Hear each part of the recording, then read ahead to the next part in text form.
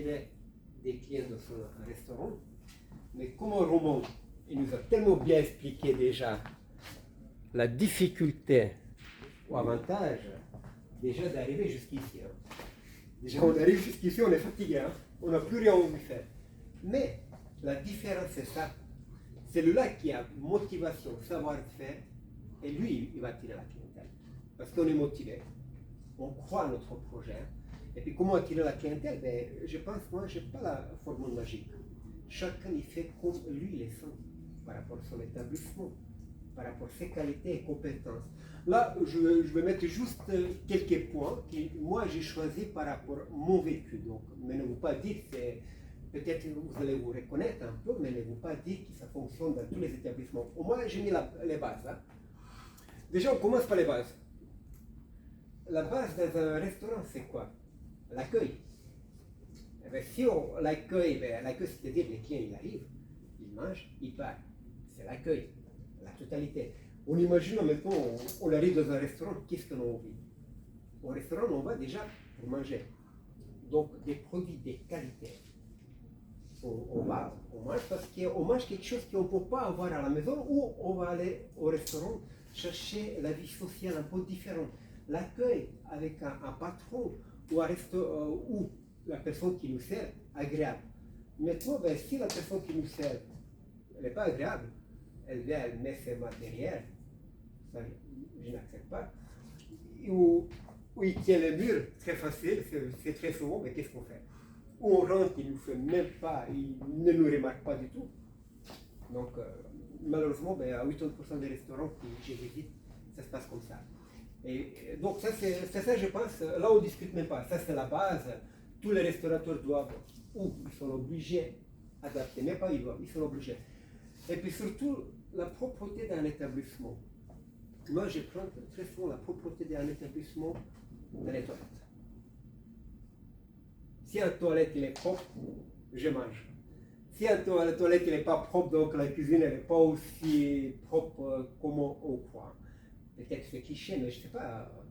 Vous ne pouvez pas être d'accord avec moi, c'est juste mon avis. Donc, la première impression pour moi, c'est vraiment les toilettes dans un établissement. Quand on rentre, ne vous pas dire que ça sert à un hôpital.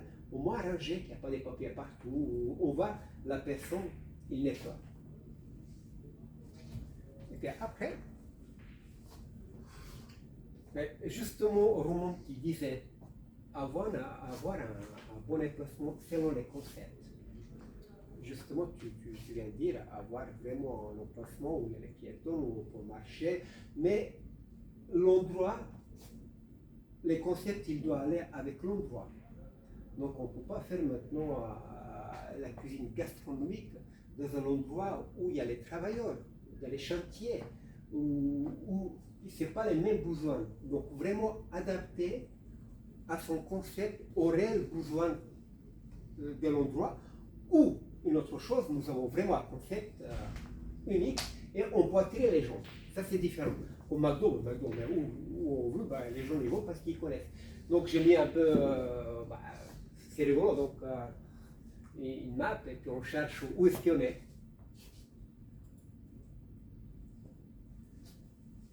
Et puis aussi cibler un marché des niches et créer un concept unique. Donc on a un endroit qui est assez intéressant, mais maintenant on va créer notre propre concept et niche des concepts, c'est-à-dire on va d'abord étudier l'endroit, étudier les gens, étudier les comportements des clients potentiels qu'il y en a.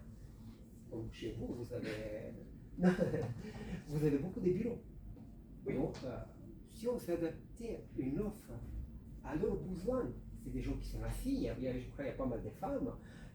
Bon, la pâtisserie c'est un peu, mais on peut faire une pâtisserie plus légère, light, juste pour attirer. Donc, c'est des concepts où on n'a pas un bon emplacement. Moi, j'ai conseillé les gens de faire des restaurants communautaires. Parce qu'un restaurant communautaire, de plupart, on n'a pas besoin de vraiment être placé au centre-ville. On est placé extérieur, mais les gens, ils vont manger parce qu'ils retrouvent la nature d'origine, ses origines. Donc, on peut se déplacer assez loin. Donc, il y a un avantage on a la clientèle, mais après on travaille vraiment avec une clientèle spécifique, et puis aussi les loyers, tout est moins cher. Hein. Ah, là on vient dans un domaine vraiment très délicat, très délicat. Former votre personnel. Parce que maintenant, quand on va dans un restaurant, on est accueilli un peu, il y a des restaurants, on est vraiment bien accueillis, bien professionnellement. Mais comme je disais, il y a des restaurants, les gens ils viennent, déjà on prend, ils nous amènent une carte, ils ne connaissent pas la carte. Déjà, il n'y a pas une communication entre un restaurant et la cuisine. Donc on commande un plat, ils vont demander au chef, le chef dit il n'y a pas. Donc il n'y a pas une communication, il n'y a pas une formation. Et puis déjà, on ne demande pas une formation, surtout les gens qui sont au service, c'est l'image. C'est l'image de l'établissement. La première chose qu'on voit dans un restaurant, c'est l'image de la personne qui nous accueille. Et puis après, on voit la cuisine ou la propreté, mais vraiment les premières images, les premières secondes, c'est la personne qui nous accueille. Elle peut tout vendre si elle est sympa, elle sait faire. Donc la formation du personnel, mais j'irai beaucoup plus loin aussi la formation des responsables ou les patrons. Parce que dans mes conseils, dans mes coachings, 80% des difficultés dans un établissement, c'est la formation du patron. Parce qu'il est tellement longtemps là, de l'intérieur, à un moment donné, on ne voit plus rien. Parce que c'est la routine. Mais il ne voit pas parce qu'il n'arrive plus à former son personnel. Ce n'est pas parce qu'il ne sait pas, il n'a pas le temps. Et puis il fait des gestes que le personnel, il les copie. Et puis après, bien sûr, il y a la difficulté des communications et puis surtout dans le chiffre d'affaires, ça sent chez un client. Ah, là, c'est qu'on disait vraiment, dans un établissement, l'image. De votre image, vous voulez donner l'image de votre restaurant par rapport à vous, votre concept.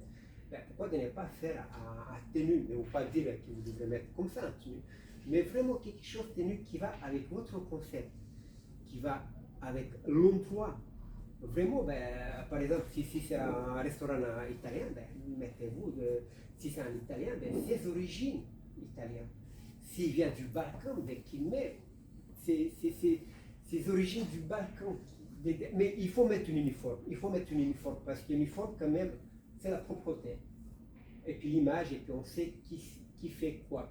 Parce qu'actuellement, malheureusement, la plupart des restaurants, ils mettent des t-shirts ou des pantalons. Des fois, ça fait pas longtemps, j'étais mangé dans un restaurant, je ne veux pas dire, on était une équipe de 8. Et puis déjà, l'ambiance, on avait l'ambiance. Mais la cuisine, comme je connais bien la préparation, c'est qu'on avait pris la viande, ça sentait déjà poli. Et puis, ok, c'est joli, mais quand une fille dans un restaurant, on voit presque tout. Et on est en famille, donc ça nous met mal à l'aise. Donc vraiment, c'est adapté à ce qu'on vend. Si on vous donne l'image de notre établissement. Et puis après, je ne sais pas si tu as parlé, non, tu n'as pas parlé des réseaux sociaux. Non. Ok. Parce que là, c'est vrai, mais dans notre époque, on vit avec. Hein. Là, si on ne maîtrise pas au moins la base des réseaux sociaux, je ne sais pas, Facebook, Instagram, Twitter, mais vraiment où le site internet, ne veut pas dire qu'on doit être professionnel, mais on va publier des photos, mais des photos bien propres. Pas des photos. J'ai un confrère à Morges, hein, qui habite à Morges. Voilà, à Morges. Très sympa, vraiment un très joli restaurant. Très beau restaurant. Il a un super cuisinier qui fait vraiment des plats magnifiques. Et puis il prend en photo la carte, au papier, il met sur le Facebook. Je dis chaque fois, lève-moi ça, ton cuisinier il est tellement bien, il fait des jolis plats, prends une photo. Donc c'est juste une image, on prend du temps pour des belles photos. Peut-être on met 2-3 par semaine, pas besoin tout le temps, mais quelque chose qui attire, vraiment. Et puis, malheureusement aujourd'hui, les réseaux sociaux, on peut attirer des gens plus longs aussi. Hein. Et bien aussi, des photos sont jolies, mais quand on fait des plats, on essaie de les faire quand même présentables, assez jolies, et puis on prend des belles photos, on met sur les Instagram. Ces photos, je les pris parce qu'on voit c'est quelque chose de très simple, très très simple, mais il est appétissant. Très simple, il est appétissant, donc on peut faire des jolies photos ou même des plats classiques, on peut dire.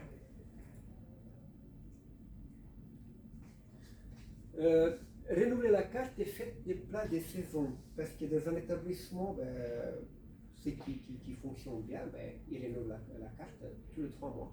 Donc ne veut pas dire qu'il faut tout changer, il faut changer juste les produits de la saison.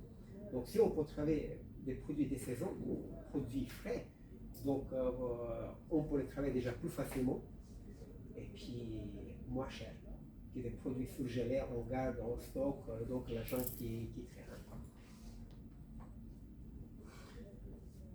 On revient à la pâtisserie. Encore? Ah oui, encore. Parce que démarcher les entreprises,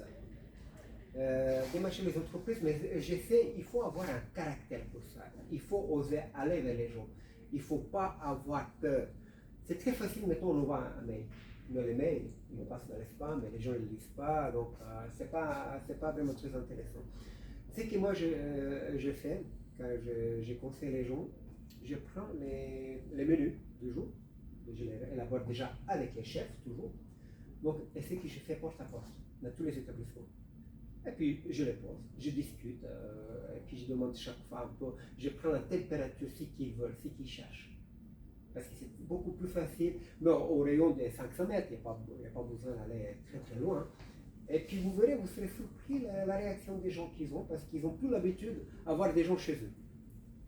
Donc, et puis, oui, ils discutent avec vous, ils vous foutent dehors, mais au moins vous allez essayer, c'est 50-50.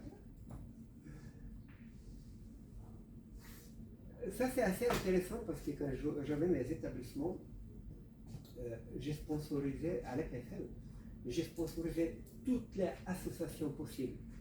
Pourquoi? Ok, au début, c'est quand même un budget. Mais après ça, je vois les résultats parce qu'on sponsorise une association. Mais une association, ils sont de plusieurs dizaines, vingtaines, centaines de personnes. Donc ça communique. Pour nous, la publicité elle est beaucoup moins chère qu'elle fait dans la publicité, je ne sais pas, les journaux ou par les réseaux sociaux. Donc ça, c'est des publicités ciblées. On sponsorise et puis après, les gens ils viennent beaucoup plus facilement dans notre établissement qu'ailleurs. Donc si vous avez la possibilité, n'hésitez pas à sponsoriser les associations ou les équipes locaux. Les locaux, ça ne sert à rien d'aller ailleurs parce que juste dans les rayons où vous êtes. Ah, là tu venais de parler des négligeables actes administratifs. C'est que j'ai rejoint Drummond. Donc, un établissement, un restaurateur, il n'est pas comptable.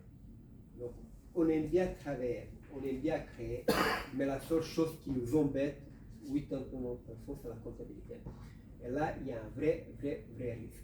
C'est-à-dire, si on choisit la mauvaise fiduciaire, très souvent, on choisit des fiduciaires qui ne sont pas chers. Ou on a attendu, fiduciaire, on va. OK. Et puis après, cette fiduciaire, elle travaille toute seule. Et puis qu'est-ce qui se passe? Elle n'a pas le temps d'avoir les suivis, justement pour les déclarations des TVA, les AVS.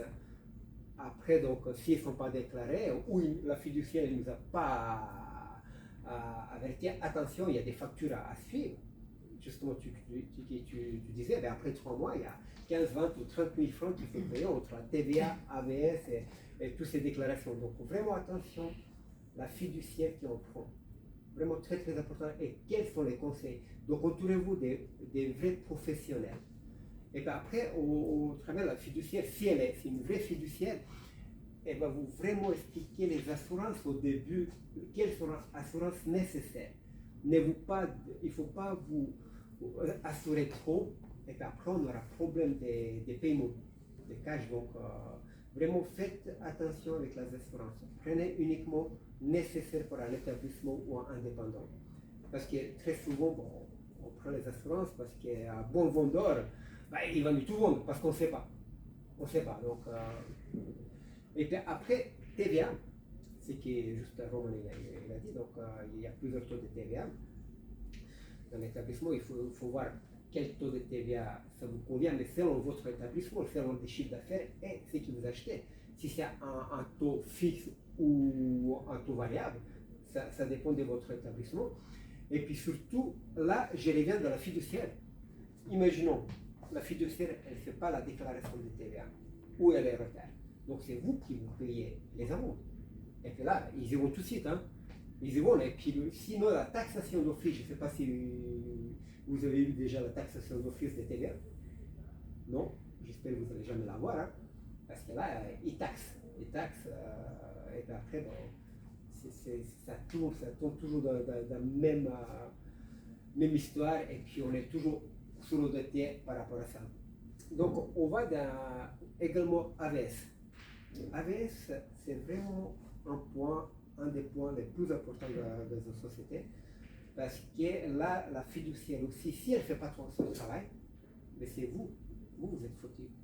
Donc si elle ne déclare pas, ou elle déclare faux, ou XY raison, ben, elle n'a pas déclaré comme il faut, et puis après il y a des risques à avoir des contrôles, et puis s'il y a des contrôles, ben, ils contrôlent tout. Donc vraiment, faites attention autour de vous des gens professionnels.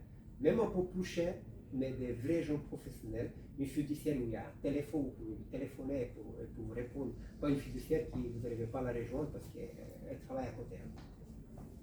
Et puis déclaration des impôts, c'est la même chose. Hein. Si je peux oui, bien sûr. Oui, ça tu nous fais un peu tous peur. Mais tu nous as fait assez peur quand même.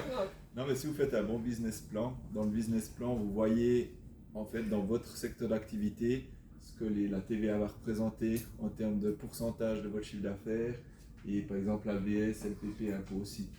Du coup, moi ce que je conseille à mes clients qui prennent une affaire, c'est d'identifier par rapport à leur chiffre d'affaires combien ça représente. Souvent, par exemple, pour un restaurant, il y a à peu près 10% du chiffre d'affaires qu'on fait tous les jours qui finira en TVA et AVS, LPP, etc. Donc ça veut dire que si vous faites 200 francs de caisse, si vous mettez 10% de côté sur un compte TVA, LPP ouvert exprès, un sous-compte, à la poste ou n'importe où, vous provisionnez tous les jours votre compte de 10% de vos recettes journalières.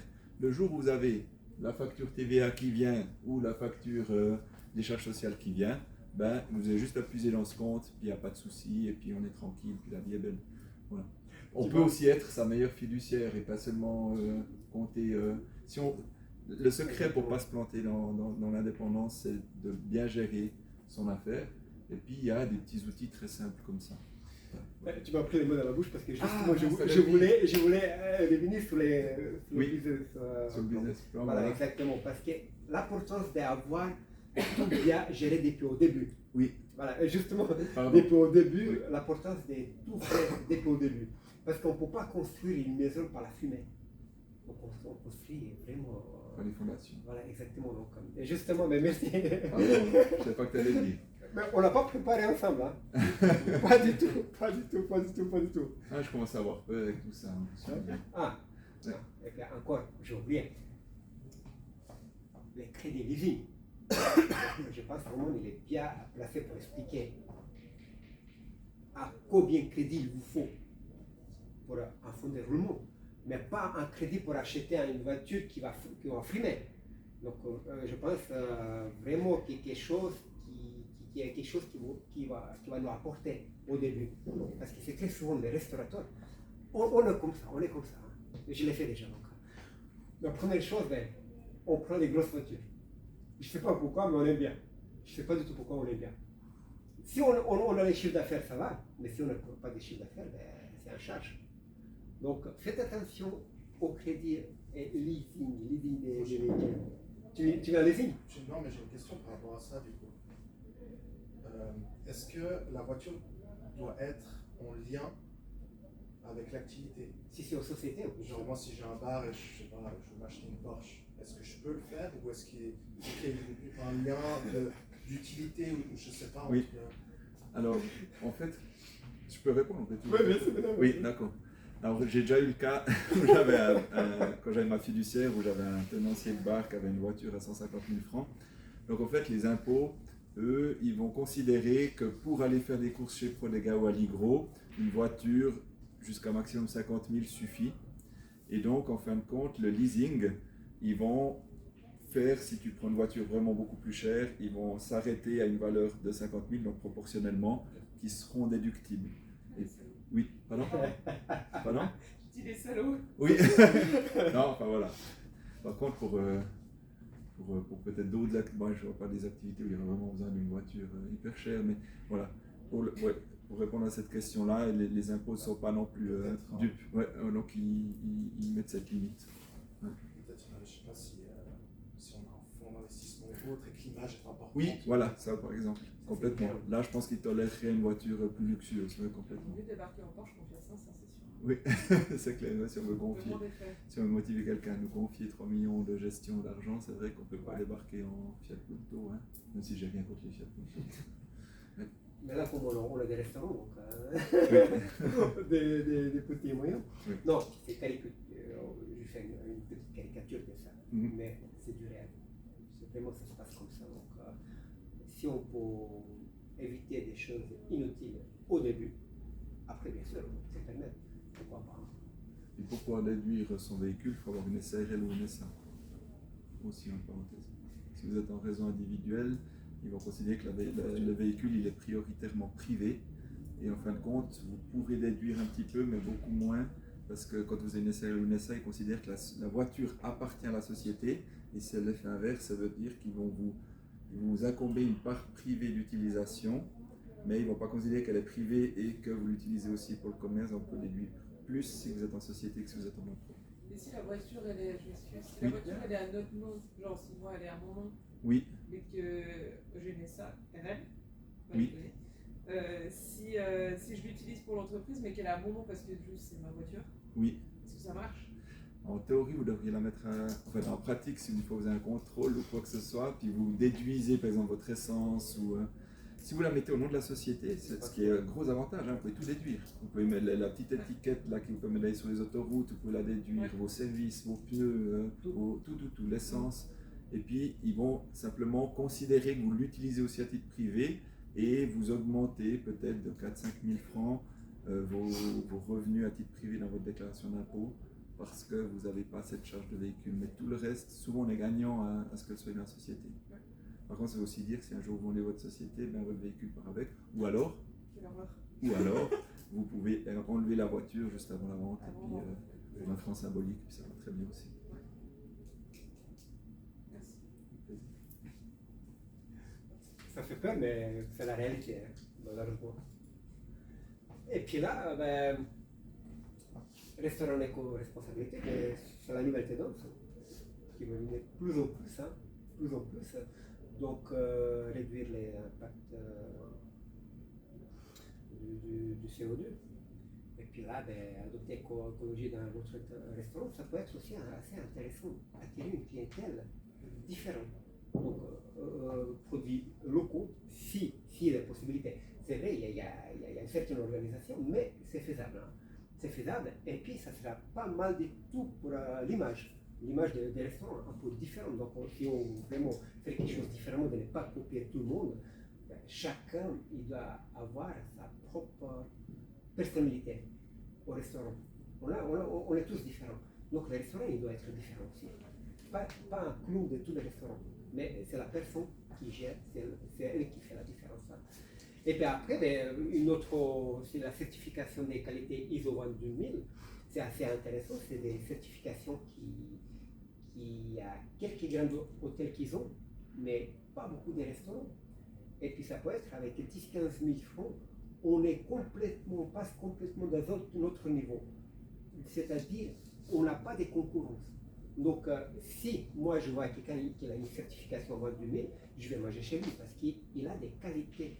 C'est-à-dire, tout est bien contrôlé, de la procédure d'achat jusqu'à fabrication. Ça, vous devrez respecter. Et puis ça, c'est vraiment une qualité des gages. Donc, si vous voulez vraiment faire différemment, pourquoi pas, avec 15-20 000, vous distinguez complètement différemment de la concurrence. Par exemple, dans la pâtisserie, vous pouvez faire complètement différemment selon la qualité. Et puis, il n'y a pas des autres. Donc vous êtes la seule qui peut avoir ça. C'est vrai, au début, c'est un certain investissement. C'est moi achète une voiture. Hein. Mais ça peut apporter beaucoup plus. C'était juste une idée. Hein. Quelques idées. Et puis après, on revient dans nos formations.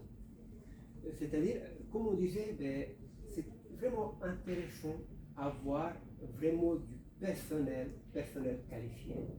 Parce qu'ici, on n'a pas de personnel qualifié. On peut faire tout ce qu'on veut. La personne elle vient, elle est mal accueillie, ben, qu'est-ce qui se passe? Ben, il ne revient pas. Sauf si le cuisinier est vraiment bon, il sort avec son tablier, il salue les gens, il dit ben voilà, qu'est-ce qu'on peut faire pour vous? Et puis après, donc, différents types de services. Donc, on donne des formations aussi, différents types de services. Actuellement, ici, on l'utilise beaucoup de façon anglaise à l'assiette. Mais on pourrait aussi former dans les français, anglais ou sur les guéridons russes. Donc, selon l'établissement. Et puis après, pour moi, c'est très important votre personnel qui comprend la CCNT. Parce qu'il y a une personne qui comprend la CCNT, le patron il est beaucoup plus calme. C'est-à-dire la personne qui engage, il connaît déjà ses droits. Donc, il y a déjà une communication dans les mêmes niveaux. Il n'y a pas besoin qu'il y ait la personne derrière chaque fois combien je gagne, les horaires, les vacances, les 12e piliers, vous vous retrouvez là-bas. Et bien après, vraiment, ça, je pense qu'il y a tout le monde qui doit le faire, LADB. Votre personnel qui comprend les droits du client. À comment il doit le servir, à qui il doit servir, jusqu'à quelle heure. Le service est vraiment très important. Et puis on y va encore les guides des bonnes pratiques dans l'hôtellerie-restauration, donc les règles d'hygiène. Parce que malheureusement, on ne peut pas servir un plat si on ne connaît pas comment il est fabriqué. Donc on connaît déjà les règles d'hygiène. Et puis la personne, un client qui demande à une personne qui les sert, donc il doit connaître déjà les règles et sa carte. C'est-à-dire qu'il doit expliquer tout au détail. Mais pour expliquer ça, il doit avoir la communication avec la cuisine. Donc si la communication est coupée, donc, il y a vraiment un décalage. Hein. Et puis après, donc, si on fait des conseils personnels, et puis autocontrôle d'hygiène de l'établissement pour toute votre équipe, c'est-à-dire on vient, on fait une formation, on vous montre comment faire autocontrôle. Donc on contrôle tous les fiches, comme si c'est bien, les arrangements, les procédures que vous avez. Donc ça c'est vite fait si on a l'habitude. Et puis après, je propose un conseil coaching personnalisé directement dans votre établissement sur 3 mois. C'est-à-dire les établissements qui sont un peu aux difficultés au début, hein, parce que si c'est vraiment à la fin, ben, on ne peut rien faire. Hein. Si c'est au début, on peut changer quelques procédures ou façons à faire. On peut amener la touche des qualités, mais on cherche chaque fois mettre en valeur les personnels ou les patrons. Vraiment la capacité, lui, qui a pour transmettre. Parce qu'on ne peut pas amener maintenant notre savoir-faire, parce que dès qu'on parle, il ne peut pas le faire. Donc on cherche vraiment ce qui, lui ou elle, est capable de faire au maximum. Former son personnel, toutes les règles, ce qu'on vient de dire aussi administratives. Et puis, ça va durer à peu près 1 semaine, mais après, pendant 3 mois, il est suivi.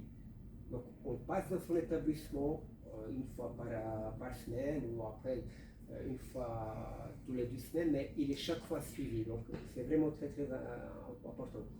Mais ça, on le fait au début, ou vraiment là dans la difficulté, mais une fois on ne peut rien faire, Je préfère dire on ne peut rien faire et puis ça ne sert à rien de gaspiller l'argent. Ben voilà, les prochains événements, si ça vous intéresse, c'est les 2 décembre, ici. Vous pouvez aussi transmettre ça à vos confrères. Justement, comment créer un autocontrôle d'hygiène. On va vous expliquer comment créer un autocontrôle d'hygiène, et puis ce sera beaucoup plus facile de mettre tout ça en place, surtout pour les nouveaux. Ça c'est obligatoire selon l'article 26 de la RDAI. Du moment où on a un bon business plan, du moment où on a un bon autocontrôle d'hygiène, au moins une bonne partie des difficultés, ça part. Ça part. Les restes, ça reste. Hein. Ouais, donc si vous avez des questions à nous poser maintenant, ben, n'hésitez pas. En moi ou à Romain, profitez parce que Moi j'avais une question. Concernant cette espèce de discrétion. Oui. Me voilà très discrète là tout de suite. Mais on est entre nous. ben là, on est entre nous, ça reste ici. Ouais. Parce que là, ben, on ne va pas, donc on filme ici, mais notre conversation, ça ne va pas aller plus loin. Comment on trouve la balance? Parce qu'il faut quand même que certaines personnes en entendent parler. Oui. Mais en même temps que ce ne soit pas évident. Oui. Alors, nous, par exemple, ben, les gens qui nous confient une vente, je vous inviterai après. J'ai pris des cartes de visite à ceux qui veulent prendre.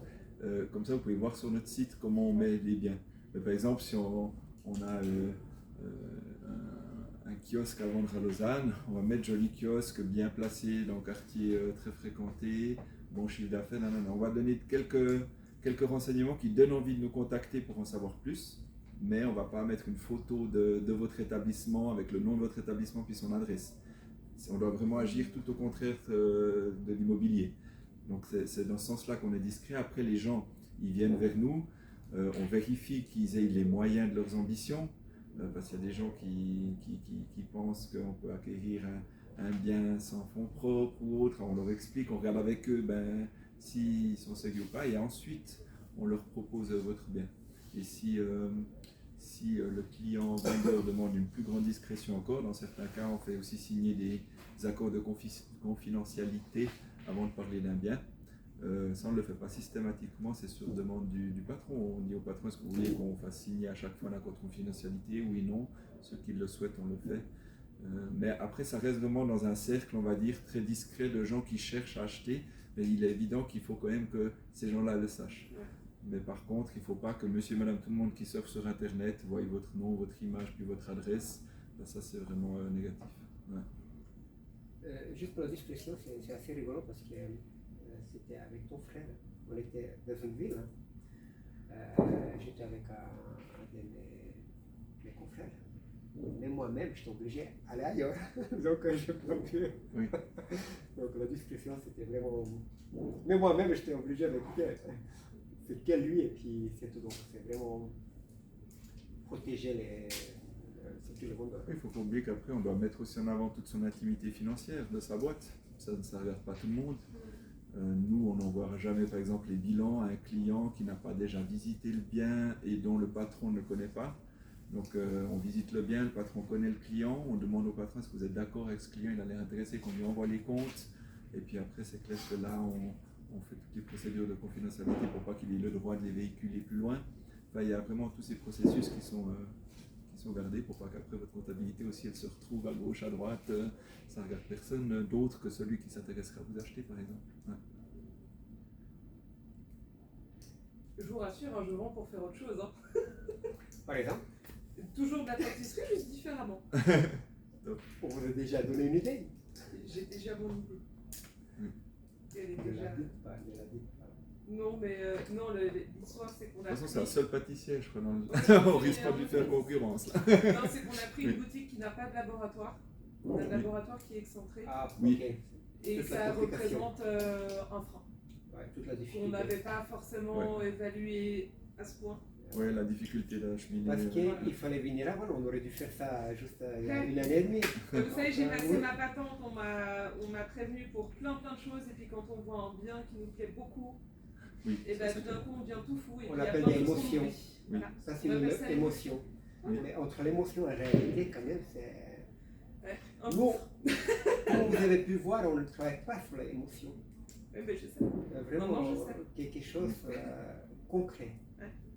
Parce Après, il qu'émotion, faut c'est ce un côté sort. émotionnel aussi. Parce que c'est ça qui fait la Ah bah, passion ouais, et puis la En qualité de ce que vous restauration, on peut proposez aux pas. gens. Et puis Oui. tout le monde nous le dit, tous les clients qui nous disent, ils viennent, on voit que vous avez la passion, vous êtes Oui. content d'être là. Et que C'est soit- ce que cherche le client Voilà. aussi. Donc il dit, il faut une juste milieu. Oui. Non, Exact. je dis émotion pour le travail, mais Oui, pas oui, émotion complètement. quand on achète Oui. sans avoir un bon business Oui. modèle. Hein. Surtout. On va bien faire une erreur. C'est pas des erreurs, c'est des expériences. Oui, monsieur. Et avec des expériences, on apprend, on grandit. J'ai pris 20 cm de plus l'année dernière. Et puis je dis, vous avez pris au moins un col 10. Sûr. Moi j'ai une question. En plus le business plan en fait, Oui. mais il pourra se faire qu'au moment d'avoir déjà signé un bail, avant d'avoir trouvé le. Alors, nous, par exemple, on offre de faire des business plans. Donc, si vous êtes, par exemple, en recherche d'un bien, ce qu'on va faire, c'est on fait un business plan par rapport au bien que vous convoitez. Et nous, on offre la possibilité pour pas que votre argent potentiellement soit investi dans le vide, qu'au cas où ça n'aboutit pas, vous puissiez jusqu'à 2 autres affaires, on vous l'adapte à 2 autres affaires. Mais il faut le faire avant de signer un bail, parce qu'au moment où vous signez le bail, vous êtes engagé dans l'affaire, ça veut dire que vous devez être sûr que ce sera la bonne. Ouais, c'est ça. Et c'est plus prudent de faire le business plan avant, parce que des fois, le business plan nous permet juste de voir qu'en fin de compte, l'affaire n'est peut-être pas viable à cet endroit-là par rapport au projet qu'on a. Donc, c'est mieux de le faire avant. Mais dans l'idée où il y a déjà un bar en vue, par exemple. Oui, c'est mieux de se baser sur un bar. Rapidement ou... enfin, Oui, en 1 semaine et demie, Ah, ok. même plus vite s'il y a une urgence parce qu'il y a de la concurrence pour acheter le bar en question, on peut même le faire en quelques jours le plus vite possible. Après, on peut aussi, si je vous verrez sur mon site, on peut aussi nous solliciter. Tu peux montrer, hein? Ouais. Je vais les mettre parce qu'on va les Je faire. ne le connais pas par cœur, mais vous pouvez aussi faire appel à nous, on vous accompagne, on accompagne aussi les acheteurs. C'est clair que les affaires qu'on a à vendre, ben on va défendre plutôt le vendeur, mais par exemple on vous accompagne pour une affaire que vous avez vue par vous-même ou qui est à vendre par... Tu peux voir? Est-ce qu'il allume la lumière? Non, parce que sinon. Oui, si par exemple c'est un de nos concurrents qui le vend ou le vendeur lui-même, vous pouvez aussi nous prendre avec vous et puis on va vous dire, ben, nous déjà le prix de vente nous paraît surfait, on vous aide à analyser les comptes sans faire de business plan. Déjà juste pour faire un état des lieux, de voir si le prix de vente est cohérent par rapport au marché, par rapport au chiffre d'affaires que la personne fait, par rapport à l'inventaire matériel, etc. qui vous met à disposition.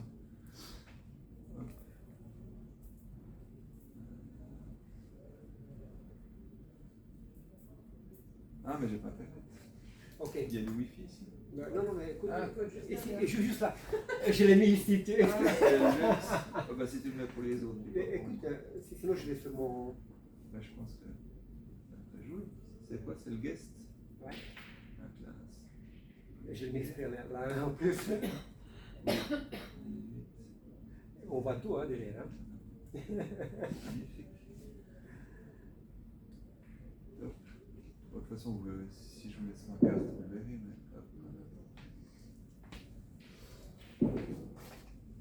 Bon, là, on a nos offres, hein, si jamais vous l'achetez. Services et prestations, après, ben, il y a tous les conseils que je vous ai donnés sur mon diaporama, vous les retrouvez écrits ici. Enfin, je ne vais pas défiler trop vite. Hein.